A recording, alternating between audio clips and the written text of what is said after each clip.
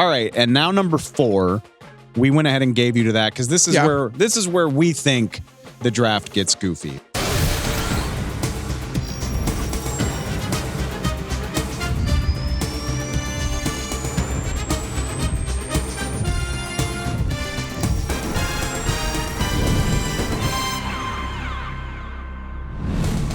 Welcome into the NFL on Fox podcast. I'm Dave Helman, and if you're listening to this, congratulations, you've made it to draft week. It's been several lifetimes, Carmen Vitali, since this draft cycle started. It's how it always feels by the time we get to late April. It's true. We have made it to draft week. If you can't tell, I am joined by my regular draft partner in crime, Fox Sports NFC North reporter Carmen Vitali. Ooh, are we like the Bonnie and Clyde of draft coverage? We are. I mean, we're kind of the Fox draft people. I'm labeling us that. That's what we're doing here. I like mine better. I like Bonnie and Clyde. When we're talking draft, Carmen joins the show.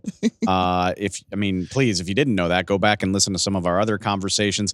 Stay tuned for what's coming up this week. Before we get into today's show, I want to let you know, it is draft week. We're going to do it big. Obviously, the 2024 NFL draft starts in Detroit on Thursday, April 25th. We will have a recap show that night running Friday. So I'm going to recap the first round of the NFL draft. I will have some help to do it.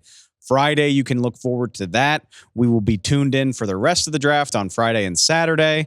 I'm going to come in on Sunday and record a recap of the whole damn thing for you to have on Monday morning. Weekend's over. You can digest the draft with us here on the NFL on Fox podcast. Make sure you're subscribed for that. Go find us on Spotify, on Apple Podcasts, the YouTube channel, NFL on Fox, wherever you prefer to do it. The social channels at NFL on Fox Pod across the board, wherever you prefer to do it. We're going to help you go through the draft this coming week and into next week. I can't wait. And in the spirit of that, Carmen, you are here because we've done this a couple times on the show already. We're going to walk you through it. We're going to get your appetite ready for the draft by doing one final mock. You and I did it for foxsports.com. You can find it on the website. You can find it on the app.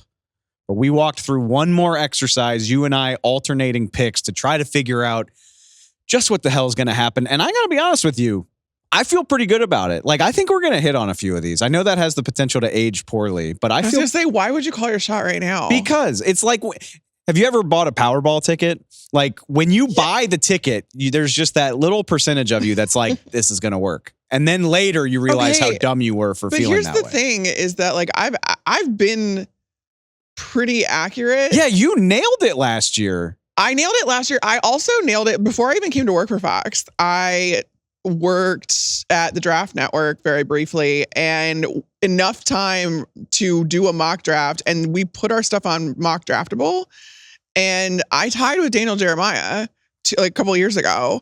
And then I would say humble brag, but that's just a brag. No, you want a real brag? When I was working for the Buccaneers, I correctly picked their first round pick, including Joe Tryon-Shoyinka, in my very first mock of the season for 3 straight years.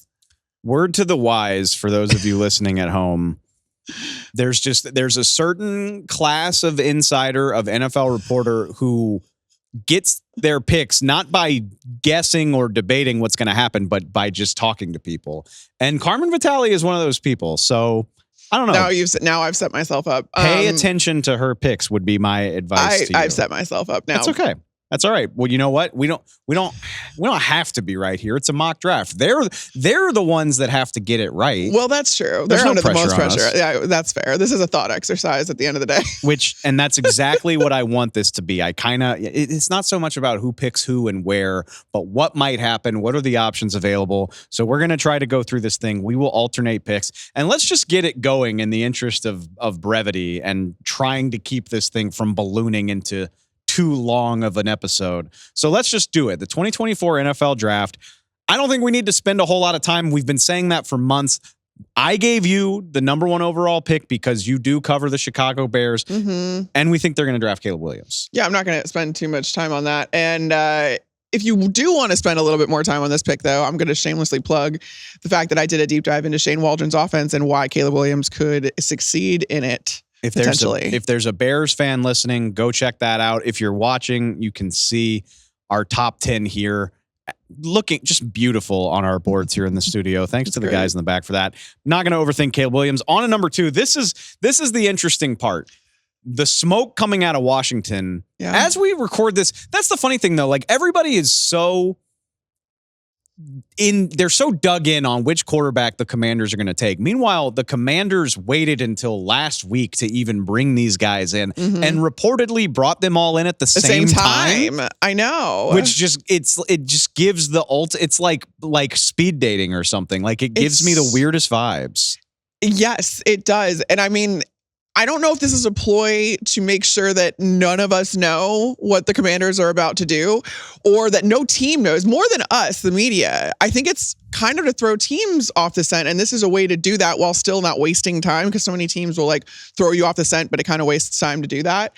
This way, NFL teams don't even know which way they're leaning. And there's so many teams, I feel like, that are affected by the quarterback that Washington picks, that they have every incentive to be very hush-hush about it. I think the draft, we always say the draft starts at 3 with the Patriots. But at the same time, I think starts at 2. It's so heavily determined by what Washington does, because who's still available is going to dictate things like trades up the board. Yes. If the guy the Minnesota Vikings love goes number 2, then that might change everything about what comes after that. So it's worth considering. There's so much smoke coming out about this. Insiders and draft experts will have you believe that Jaden Daniels' name is already on the jersey. I just don't think I buy it. Like, I don't buy smokescreen season. No. I love Jaden Daniels. I think he has a really high floor, but I'm in charge of the pick. I think Drake May's ceiling is too enticing to ignore. And if I'm wrong Thursday, fine. But I'm going with Drake May as the number 2 pick. It's interesting because I've talked to some people about Cliff Kingsbury's offense and who would probably fit into their best. And it seems like it would be Jaden Daniels from everything I've heard, with the caveat, though, that if you are picking your quarterback based on your offensive coordinator, that's not a really good way to do business. Could be in for a bad time. Exactly. Because if he fits one offense, there's no guarantee that throughout his tenure, the player's tenure, that the coach is going to be the same. So while I've heard and while I've seen that I do think Jaden Daniels would fit into Cliff Kingsbury's offense really well, Drake May has the higher floor. He's a little bit more polished. Higher ceiling, you think? No, you think he's got the higher floor? I think he's got the higher floor than Jaden. See, I think Jaden is like a ready-made guy who's ready to come in right now. I just don't know how much better he's going to get at the age of 24. I think it's the same, because I do think that there's room for Drake May to improve. He needs to cut down on some of his reckless behavior, reckless decisions, reckless throws. But I trust him to do that and continue to get better. I just also think that his floor is pretty high. I mean, he can do what is there that he can't do? He didn't have a good supporting cast at UNC. The reason I don't say his floor is high is because there is some reckless behavior there. Like, you will see some mind-numbing decisions from Drake May. He's 26 starts compared to 55 for Jaden Daniels. That's where I come down. Where I get that. I'm much more confident about what Jaden Daniels is right now. But I feel that good about what Drake May could be in a couple of years. Yeah, no, I think 2 things can be true. Is that I think that Drake May does have a higher floor.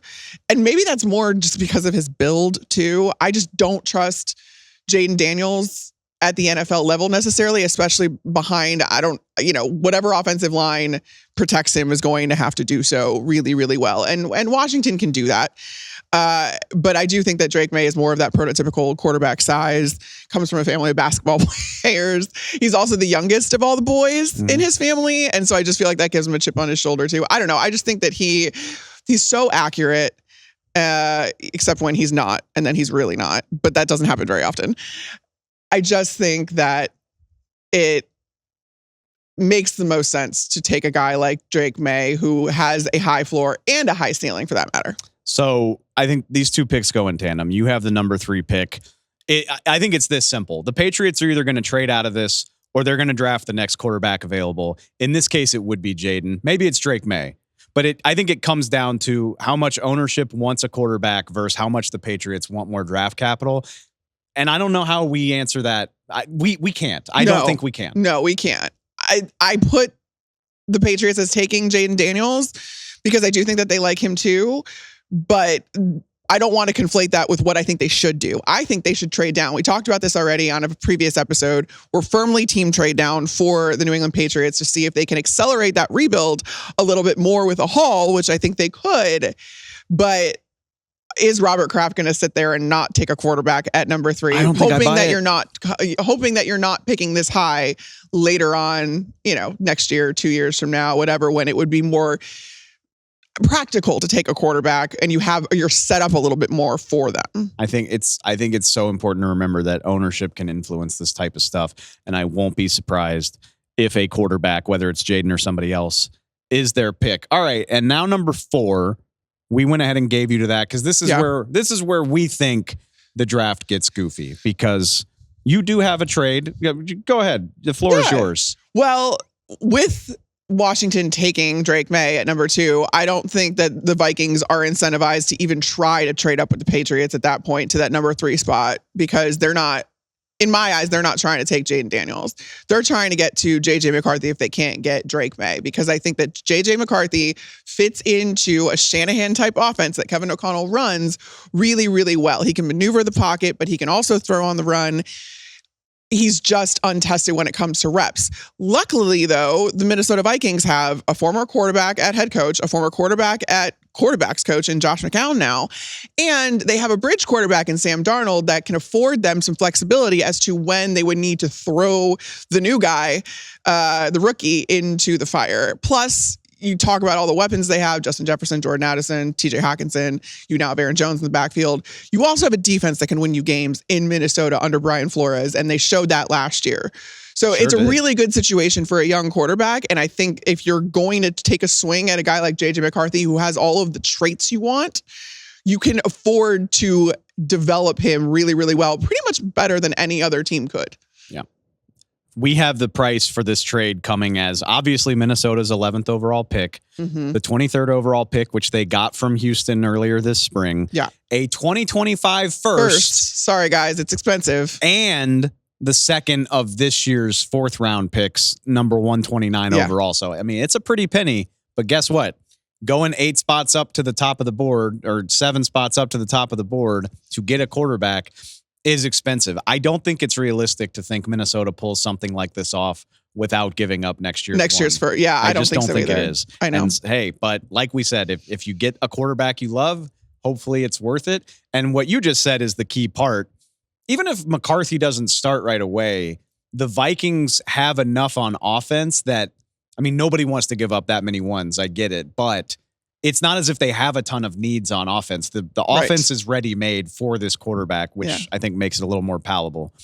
We're going to keep going with you and then this is amazing because I think the Chargers are another team we talk about trading down a lot. Yeah. But if this happens and quarterbacks go 1, 2, 3, 4, pushing Marvin Harrison Jr. to 5th overall, it's logical to think the Chargers don't want to trade away from that. Yeah, I think this is one of the only scenarios where you're going to see that the Chargers aren't going to want to trade down because they have a chance. When you have quarterbacks that go 1, 2, 3, 4, you're going to have Marvin Harrison Jr. sitting there at number 5. And what do the Chargers need the most? A wide receiver. They got rid of Keenan Allen, Mike Williams, and they stumble into the best receiver in the draft and maybe make up for losing both of those guys with 1 pick. Let's knock the next 2 out quickly. I think the Giants will try to trade up. In this scenario, it didn't materialize. I think it's going to be hard for the Giants to compete with what the Vikings can offer. It's going to be hard for anybody to compete with what the Vikings can offer because they're one of 3 teams that has 2 first-round picks, and they're the only team of those guys that need a quarterback. So this is exactly why Kwesi Adofo-Mensah did that and traded with Houston to get that number 23 pick. Sitting at 6 overall, I'm not going to be surprised if the Giants can't get up. And you know what? If that happens, drafting Malik Neighbors 6th overall is not a bad spot to be. You can try to get a quarterback later if you're hell-bent on it, but at least you get that stud wide receiver that's been missing in New York for so long. And then at 7, sorry, Titans fans. I bet Titans fans are bored. They've got to be bored. We have been mocking them Joe Alt for months, and I'm going to keep doing it. And everybody has been mocking them Joe Alt. When I say we, I mean the draft community collectively. It just makes too much sense. You don't get, I mean, you're Brian Callahan now, but you also now have Bill Callahan, his dad, coming in, who's one of the best offensive line coaches. If they draft a receiver, fine. I will acknowledge that that's possible, but I just think alt or another tackle is the overwhelming likelihood. That takes us to 8, where I've got things. You've got some, a little spicy. A little fun. I think the Atlanta Falcons are in a great spot because the Falcons' big needs are on defense, and the value at the top of this draft just is not defense. So if the Falcons can move back a few spots and add capital, they'll still have a shot at a good defender later on. And who needs offensive players? The Arizona Cardinals, who traded back. We had them trading out of 4. They say, okay, this hurts. We'll let Marvin Harrison pass us by because we're getting an extra first for it. Right. So now they have, in our scenario, the Arizona Cardinals have 3 first-round picks and a first-round pick next year. And then they can still trade up to 8. I've got them giving up a third-round pick to get up to 8, where they would take Rome Odunze, the last of the big 3 receivers. Like, it's a little unrealistic maybe to think Monty Ossenfort would trade down and then back up in 2 consecutive years. drafts. Yeah. But it worked out really well for him last year. And this is a small price to pay to get the last of the 3 receivers that everybody agrees are on a different level. Did you see that video that the Cardinals put out of him just navigating the phones? Like multiple phones? Like, watch I want that this, video and tell me that he won't do it. Exactly my point. So I love this if I'm a Cardinals fan. Stockpiling that much capital and still getting Rome Odunze. Love it. At number 9, you, the Bears expert. I think this almost feels too obvious, but we know the Bears only have 4 draft picks, and that's why you have them trading out of this spot. I think ideally you do trade out, especially with the big 3 receivers gone. And I feel like Ryan Poles likes to do this. Whether he likes to do it in the first round is the question mark here, because he's done it in the last 2 drafts in the later rounds. But this way, you can move down a little bit and still take your shot at maybe a tackle or another person who I have them. Spoiler. They need more picks. They need more picks. So the Raiders come up. And it's not for a quarterback, but in fact, it's for a tackle in Olufashanu out of Penn State, who I think is the best tackle outside of Joe Alt in this draft. And they give up, 1377 and 148 is what the Bears get. I have to say, I think this is an ideal scenario for the Chicago Bears, and it might be too ideal. It might be too optimistic. I think I can imagine some fans saying, like, that's not enough of a haul. But when you only have 4 picks and it's not that big of a fall down the board, adding a 3rd-round pick and then some change on we day need 3. To get out of this mentality that the only thing that matters are first-round picks. I know. You get starters outside of the first round, and Ryan Poles has been really, really good on day 2 and day 3 even. So I don't want to hear it from Bears fans that this isn't enough and yada, yada, yada. You got to come down to earth. You already got your quarterback. Now, you don't have a ton of holes to fill outside of that. So just work with me here. I'll wrap up the top 10 with the New York Jets. I can't wait to see this just because are you going to be responsible or are you going to be fun? Are you going to draft for the future? Look at that offensive line. Or are you going to draft for right now and try to give Aaron Rodgers more help? At number 10, I've got the Jets taking Talaisu Fuaga, the right tackle out of Oregon State. I think this would be a great play for the future and the present. Yeah. He could start at guard as a rookie. He could be insurance at tackle because Tyron Smith and Morgan Moses have injury issues. Won't be shocked if it's Brock Bowers because everything the Jets are doing, I'm not going to call it reckless, but they are clearly in on trying to get this done right now. They have to. If it's Brock Bowers, I won't be surprised. I think an offensive lineman would be the smarter call. That takes me to 11. Where the Falcons have traded back in this scenario. Dream scenario for Atlanta. Add a 3rd-round pick and still get Dallas Turner, who I think is the best defender in this draft. Not going to overthink that. They need a pass rusher. Keeping it pushing to number 12, I want to give Denver a quarterback here. They don't have the ammo to trade up. They just don't. I'm sorry, Sean Payton. I don't know how you pull this off. And I don't buy that Michael Penix Jr. or Bo Nix is going to be the 12th overall pick in this draft. Again, I think it's pure smoke. And I'm not saying those guys are bad players, but I just don't see the value at 12 overall. When have we really ever seen 5 quarterbacks go in the top 12? Yeah. it never works out that way. It never works out that way. And that's why I'm sure Sean Payton wants to do something crazy. I don't think he has the capacity in this draft. So the Broncos sit tight. You take Quinyon Mitchell out of Toledo, who I like the most among the corners in this class. Put him opposite Pat Surtain. I love it. Watch the magic work. I'm a fan of it. And now I will defer back to you at number 13 overall, which is where we have the Bears winding up with that second first-round selection.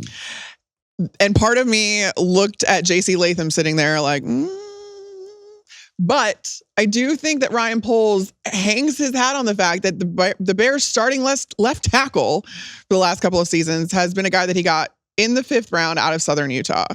And I think with another offseason program for Braxton Jones, he can get stronger. I just think that Ryan Poles wants that to work. So I instead deferred to a guy like Brock Bowers, who has Bears opt for fun here. The Bears opt for fun because Shane Waldron will know exactly what to do with Brock Bowers, and he will round out a tight end room where tight ends are such a crucial part of his offense. And Brock Bowers is just a jack of all trades when it comes to the tight end position, but is also a master of them. So I just think this would be so much fun. And the fact that Brock Bowers fell, I don't think the Bears can pass that up. I think that he is more important to this Bears team than another wide receiver, certainly. And even, again, for the reasons I said, where I think that Ryan Poles is trying to make Braxton Jones happen as much as possible. This is an incredible piece for Caleb Williams and that Bears offense. It's going to be a fun conundrum for several teams. Do we want the second, third, or fourth best offensive tackle in a tackle-rich draft, or the clear best tight end in this year's draft? And it's not close. I don't think either choice would be bad. All right, at number 14, I think I've had the Saints picking J.C. Latham all spring, and I'm just going to keep it there. I don't know how they don't draft a tackle when you consider how good the tackles are in this draft and the Saints' issues at offensive tackle. Trevor Penning not looking like a great pick. Ryan Ramczyk mulling retirement, not sure what his long-term future looks like. It makes too much sense, and that's why I'm just going to keep that pick the same throughout this. I like that. Moving us to number 15 in the Indianapolis Colts. Terrion Arnold from Alabama. I mean, we know that the Colts like to draft on traits here, and he's got him. The Colts could go in so many directions. So, they have quite a few needs, but I do think the cornerback is pretty tested. They have needs, but they've also they've brought back so many of their players, like DeForest Buckner very recently, Michael Pittman Jr. obviously, Kenny Moore re-signed in Indianapolis. So they've covered themselves. And now it's just about, obviously who's available, but what do you like the most? Right. And there are plenty of people that see Terrion Arnold as the best cornerback in this draft. Exactly. And the fact that he's still on the board because you took Quinyon Mitchell earlier, I just think that would be a really good scenario for the Indianapolis Colts. And he was the best player available at a really good position of need. I'm low-key ashamed of my pick at 16 just because it's too storybook. It is. Don't be ashamed though. Sometimes it works out like that. It does happen sometimes. I mean, Seattle drafting offensive lineman Troy Fautanu out of Washington. I get he's the hometown guy. It's a cool story for the local papers and TV stations. But it's also really good. No, it fits. It fits what Seattle needs. I think first-year head coach Mike McDonald would probably love to take a great defender here. I'm not sure I see the value, especially with the top 2 corners going, top edge rushers gone. They need help on the offensive line. Troy Fautanu can play inside and outside. Yep. It's a good story, but I also just think it makes a lot of sense. So don't make fun of me. I'm with you. I like Troy too a lot. All right. At 17, the Jacksonville Jaguars on the clock. What do you have here? They've got to make up for the absence of Calvin Ridley now. The big 3 receivers are gone, but your dude, go Tigers. BTJ. Brian Thomas Jr. is still on the board, and I just think that makes way too much sense.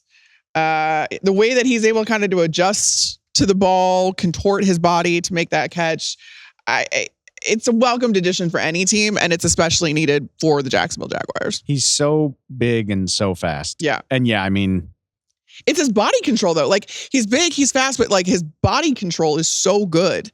I know they signed Gabe Davis in free agency. I still you need more. That receiver core needs a little bit more. So I get it. I think the Cincinnati Bengals at 18, they're definitely going to be bummed if this many offensive tackles go. I think losing Brian Thomas Jr. a pick ahead of them would also suck for them. Yeah. With T. Higgins potentially, not knowing his future, as well as Tyler Boyd leaving. So we flipped the script. Lou Anarumo needs help too, the defensive coordinator in Cincinnati. He did have to get rid of DJ Reader to the Detroit Lions. He was not happy about that. Could use some help on the defensive front. So why not take the best defensive tackle in Byron Murphy, a penetrator, a guy who can cause disruption, make life easier on Trey Hendrickson. Yep. I'm a fan of it. I bet the Bengals would rather draft offense, but if this is the way it falls, I feel pretty good about that. You know who would rather draft offense? Los Angeles Rams. The LA Rams. This is Sean McVay's first round pick in his head coaching tenure in Los Angeles. The giant portion of me that wanted to just trade out for funsies. Nope, we're not using it. Sorry, we're going to get more picks. But then I looked and the Rams have quite a few picks, especially in the top 100. They got a comp pick for Raheem Morris going to Atlanta.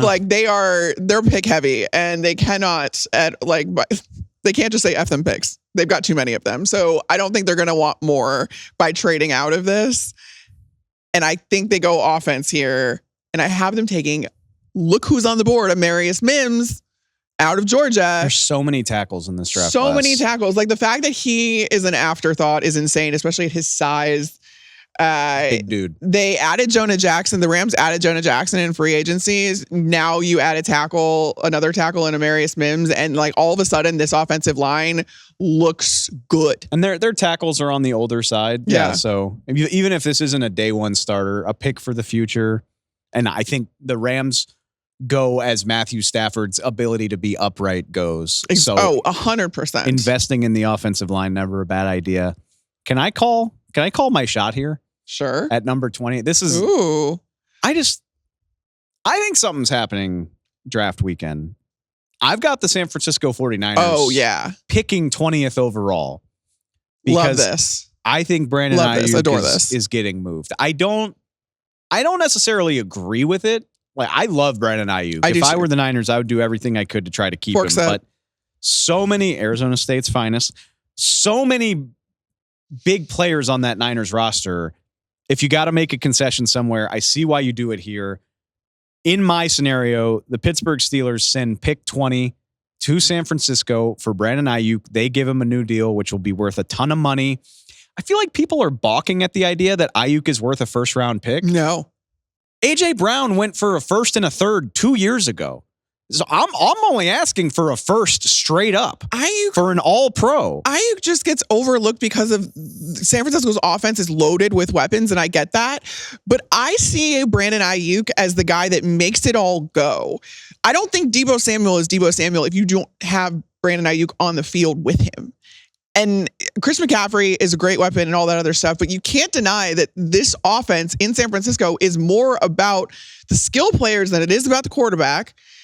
And I think letting go of Brandon Aiyuk is going to mess with all of it. Well, they will now have 2 picks to address his absence. Like I said, love Brandon Aiyuk, but if they're looking for a way to save money, this could be one. So the Niners now pick twice in the final 12 picks of the first round. Here I've got them taking Iowa DB Cooper DeJean, not addressing receiver yet. Spoiler alert, they will. But you get a guy who can play literally everywhere in the secondary. Yes. We know Charvarius Ward is great for San Francisco. There are other cornerback spots, Diamador Lenore as well, but they've had depth issues at corner. He could also play some safety for you. Mm-hmm. Talanoa Hufunga's coming back from an injury. Did I mention he can return if you want him to? Did I mention Kyle Shanahan will probably find a way to get him some touches on offense? I love Cooper DeJean, and I love the thought of what he could do in San Francisco. We'll see what happens, but I'm calling my shot that I think Brandon Aiyuk gets moved. We'll see how wrong I am. I am so with you. I don't know if it's going to be there or wherever, but Brandon Aiyuk, you don't just unfollow your team for no reason. We've seen it. Well, you time unfollow and time your again. team so you get a deal because it works for Kyler Murray and Deebo Samuel. That's what I'm saying. It's either you want a deal or you want out. Yeah. And we've seen it time and time again that this tends to be the telltale sign, especially when it's a dude that's one of the skill players. I feel like, the wide receiver tweet, the enemy speaks softly but carries. And there's always something. There's always something that they're doing. So I do like the 49ers getting Cooper DeJean because they're going to need some flexibility back there with the new scheme coming in with the new defensive coordinator. So this is the Dolphins are just always mocked to pick an offensive lineman, but given their issues on the offensive line, I think it makes sense. You've got them taking a guy in Graham Barton from Duke who can literally play anywhere. Yeah, he was a tackle at Duke, but he's projected to be a center or a guard in the league. And I was looking this up just before we got on the show. The Dolphins have a really good offensive line when they're healthy. You have 4 of the top guys when it comes to quarterback pressure percentage allowed on your offensive line. 4 of the 5 guys, it's literally 1, 2, 3, 4. The problem is they're only on the field for about half the snaps of any normal offensive lineman. So you need guys that can step in right away, especially at different positions. And I just think that a guy like Graham Barton is a home run for this offensive line because he can play at a high level all along the interior, especially. And you're probably going to need it if you're the Miami Dolphins. At 22, the Philadelphia Eagles. I'm here to tell you right now, I think the Eagles would want to take an offensive lineman. I bet they would want Graham Barton. Lane Johnson, getting up there in years, dealt with a lot of injuries over the recent years. Jason Kelsey obviously just retired. I know that they have good players on the line, but I bet they would love to fortify it. Yeah. I bet they would be devastated to see Graham Barton go off the board and pick ahead of them. If that's the case, I think you pivot. Nate Wiggins out of Clemson, one of the better cornerbacks in this class. James Bradbury, Darius Slay, not young by cornerback standards. I say that about 2 guys that are much younger than me, but I don't play cornerback in the NFL. Got to replenish that position.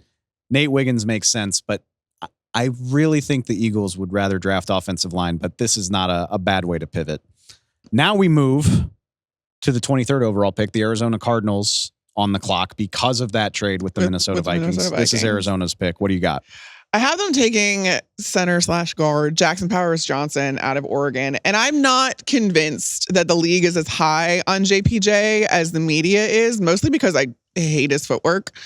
He plays a little high too, but he's got a lot of power. And as his name would suggest, I suppose. But he could be the answer that the Cardinals are looking for at center. They got another guy in there. I think that they're going to try to find the best 5 available for Kyler Murray. And I think that, again, Jackson Powers Johnson has some position flexibility on the interior. And especially at that center position, this could be the answer for the Cardinals if he learns to just get down a little. His pad level gets a little better. Can I do a quick Dallas Cowboys thought exercise with the 24th overall pick? Of course you could. So I think everything I just said about the Eagles applies to the Cowboys. I mean, the Cowboys have truly kind of pigeonholed themselves into needing an offensive lineman. Tyron Smith walked to New York in free agency. They're like the kings of showing their hand. And not having leverage. It's very rarely this egregious. Like usually they sign a guy or two. They signed their second free agent last week, Royce Freeman, the running back. Like the level of activity is shocking, even by Cowboys standards. But they do need offensive line. I kind of love this scenario because it's what you call a wipeout scenario for the Cowboys. I think so many guys that they would love to draft are gone. I bet they would love to draft Graham Barton, maybe even Jackson Powers Johnson. But I think the needed offensive line is that big that you can't go away from it. There are several tackles they could draft here, but I think they're fine moving Tyler Smith to left tackle, where he played as a rookie. So if you've got Tyler Smith playing left tackle, what do you invest in? I think it's the interior. This isn't a name that I've seen a lot in the first round, but Zach Frazier out of West Virginia. Like him. One of the 3 big sinners in this draft. Remember, Tyler Smith was a bit of a shocker first-round pick a couple years ago. So we know even on the opposite side, the defensive line, Mozzie Smith was a little bit of a shocker. The Cowboys march to the beat of their own drum. If they are wiped out, I could see them doing something like this. And I think people will kill them for it. Yeah. They did this 10 years ago with Travis Frederick, and he was the best center in football for 4 or 5 years. I mentioned Tyler Smith as well. I'm going to give them the benefit of the doubt that at least when it comes to drafting offensive linemen, they usually know what they're doing. Yeah. But this is an interesting scenario where I wonder what the Cowboys' backup plan is, because I do think a lot of the guys that they're going to target could be gone by the time they pick. So I'm not going to call it a prediction, but that's just an idea for how the Cowboys might think outside the box. But I do think they're going to find a way to draft an offensive lineman come hell or high water. I actually also I just want to throw this out there. I like the Wisconsin center, Bertolini. Okay. Not just because he's an Italian, but I think, I don't know. I think that, there's people across the league that like him too. You got to put him into that center conversation. An annual reminder. We have a good read on the top 20 or so picks. Right. From there, every single team feels differently. There are going to be 2 or 3 names that surprise us in terms of how the league feels about them as opposed to those of us on the outside. All right. Another of your NFC North teams, the Green Bay Packers, picked 25th overall. They sure do. Well, we know they're not gonna take a receiver. Also, I mean, they don't really need one at this point. They've got plethora, several really promising ones on top of a couple really good tight ends too. So they don't really need that. But even if they did, we know they wouldn't take one. I'm looking more on the defensive side of the ball because they have Jeff Hafley coming in as their new defensive coordinator, and I think that Jerzan Newton out of Illinois is one of those purely 3-tech type of guys. Friend of the show. Friend of the show. Friend of the NFL on Fox podcast, Jerzan Newton. I love that. He is just a pure 3-tech. And that is a really good guy to have when you're now switching to a 4-3, which is something Green Bay hasn't ran since 2008, I believe. Something crazy like that. So I think they're going to try and fill out that defensive line a little bit more. Kenny Clark is getting up there by Green Bay Packers standards. I think it's 28. I'm going to say he's not even close to 30 yet. No, he's not. But again, this is the youngest team in the league. So I really like Jerzan Newton out of Illinois.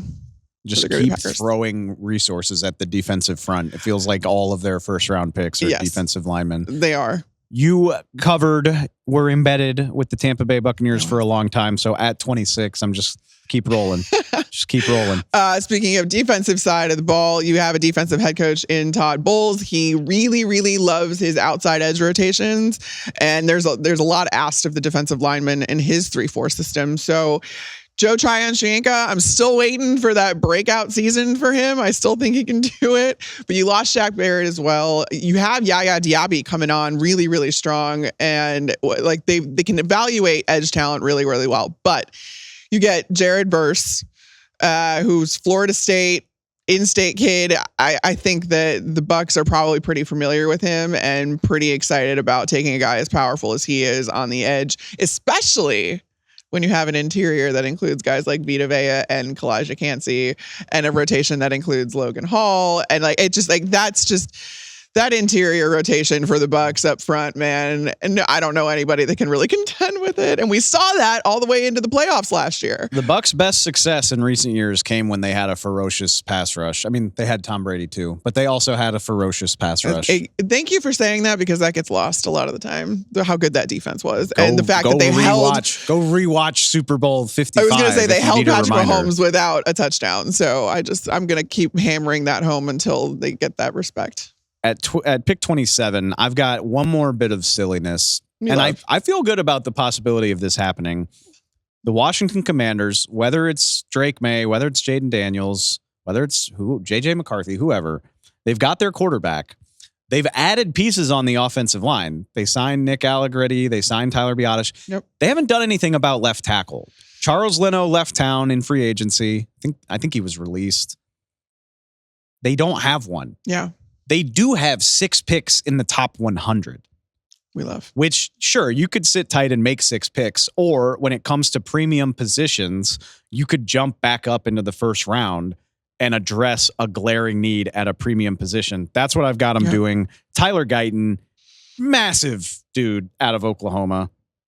I've got the Commanders trading pick 36 and pick 100 to get up from 36 to 27 and draft their left tackle of the future. You get a quarterback, you get a left tackle, you introduce them at the same time. They both hold their jerseys up. You're set on offense for the foreseeable future. Cardinals, remember, this was the Cardinals' 3rd first-round pick. So, they don't need to make this pick. And by doing this trade back, Arizona now picks 35th and 36th. So, nice little back-to-back picks early on Friday night. Yep. I love this move for everybody. I've got Tyler Guyton going to Washington, 27th overall. I'm sticking with it at 28. Again, it's an obvious one. everybody talks about the Bills as a trade-up candidate. There's going to be a fun receiver there for them at 28 if they hang on. For sure. I don't know if Brian Thomas Jr. gets all the way down to you, Bills Nation, Bills Mafia, at 28, but Adonai Mitchell has a good shot to do it. You hang out there at 28, you get a really fast, really fun receiver, play inside and outside.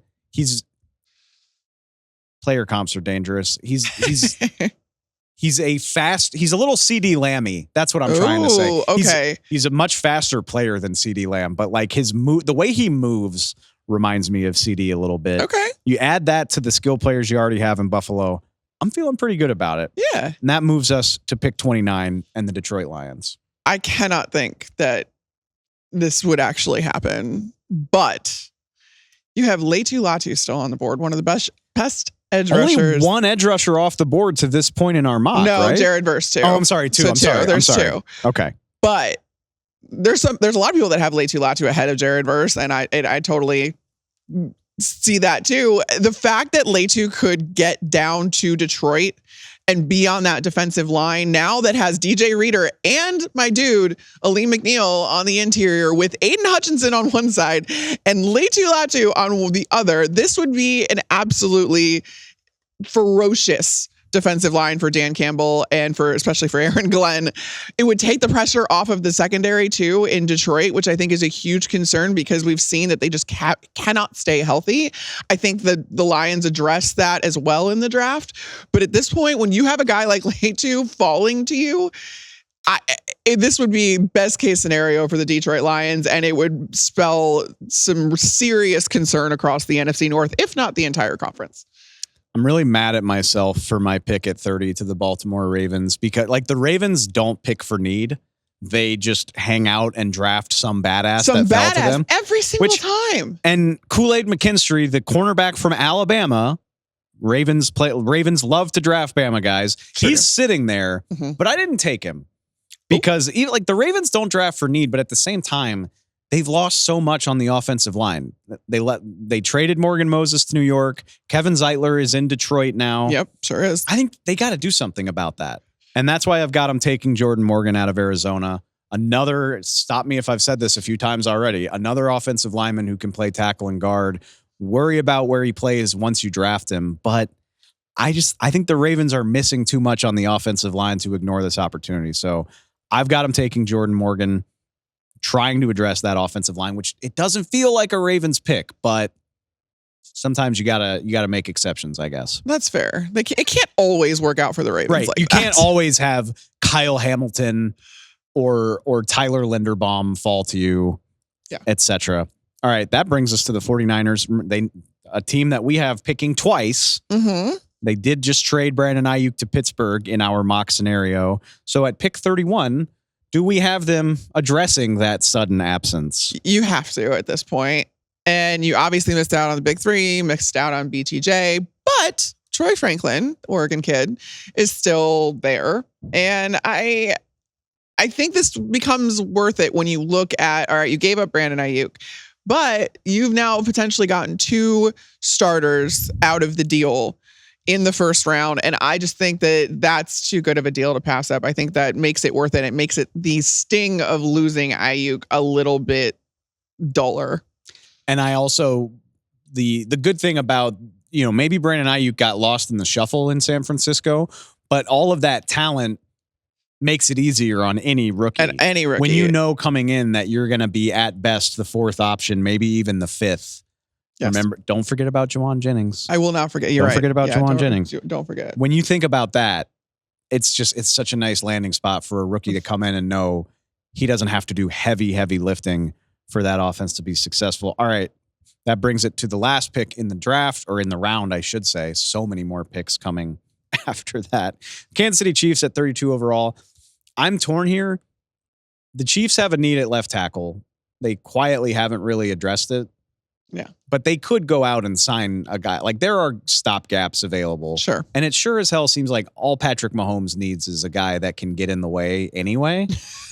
So they can do that later. And look, I thought the Chiefs might draft a receiver in the first round before Rashee Rice's racing incident in Dallas a few weeks ago. with that uncertainty hanging over them, I think the need at wide receiver is a little bit more pronounced. I would say it already was there. Right. But yeah. Yeah. Now you're really... I'm not going to say they're forced into it, because if it's not a receiver, I bet it's a left tackle. Mm-hmm. But I feel better about what's available at receiver. Sure. And that's why I've got the Chiefs taking Ladd McConkey, another friend of the show. Last pick in the round. I'm not just saying this because he came on the show. Dude's a baller. Yeah. He's a fun player. He is. He's fast. He's versatile. Patrick Mahomes will love him. Chiefs fans will love him. Yeah, for sure. It makes too much sense, especially if the value's not there at offensive tackle. So I've got my guy Ladd going to Kansas City. Mm-hmm. And that does it for our final mock. And like I look, nobody's ever perfect, right? But I feel pretty good about a few of these. Yeah, I think I do. I don't know. I don't feel as good as I have in years past. I'm gonna preface it with that. But that just means you need to go hit the phones a little bit. I know, I do. I will. But this is good for now. This is good for now. We've got a couple more days, and we have a Fox Sports writers mock coming. That's this true. Week as well. Yeah, keep your eyes peeled on foxsports.com, the Fox Sports app. We've got this more will mocks. also be on the mock. This is on the site. We'll have more coming your way. So much draft content coming. And like I said, we will have a recap for you. We will have all the draft coverage you need to get you through 2024. I'm so excited for it. Carmen, I always appreciate the time, man. Thank you. Like it's so much more fun to do this with somebody to bounce these ideas off of. Yeah, I love doing this with you. I think it's a fun, when it's a thought exercise, I feel like it's so much better to have a couple heads being put together. Yeah, it's a thought exercise, not a prediction, okay? So stay out of our mentions. Relax. When this ages poorly. All right. Yeah, you see it on the screen if you're watching. Go follow on Spotify, on Apple Podcasts. Make sure you're ready for all the content that's coming your way as we finally start making these picks, getting the 2024 NFL draft underway. We will talk to you all so soon. As always, I appreciate it, and I'll talk to you next time.